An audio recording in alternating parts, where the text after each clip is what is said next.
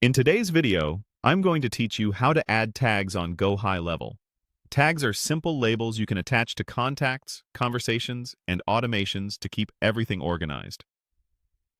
Whether you're segmenting leads, tracking campaigns, or triggering workflows, a clear tagging system saves time and prevents mistakes. All you need is access to your GoHighLevel account and permission to update settings in the location you're working in. Start by signing into your account the way you normally do. Once you're on your dashboard, look to the left-hand sidebar and click the gear icon labeled Settings. If your sidebar is collapsed, expand it first so you can see the labels.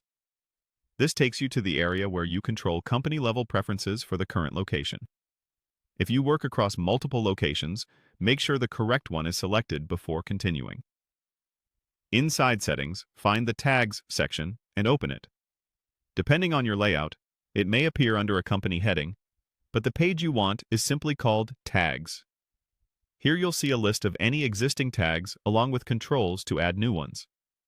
This page is your central place to standardize naming, so your team applies consistent labels across funnels, pipelines, and automation. To create a new label, click the New Tag button.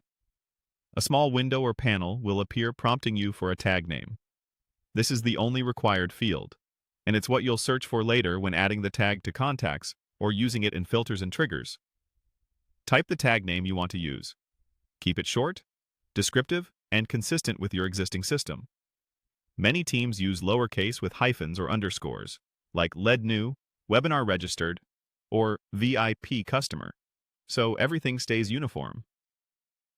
Avoid special characters or overly long phrases, and try not to duplicate tags that mean the same thing. A quick internal convention, such as prefixing by channel or campaign, will make reporting and automation easier down the road. When you're happy with the name, click Create. Your new tag will appear in the list immediately and is now available throughout your account, including contacts, conversations, bulk actions, and workflow conditions.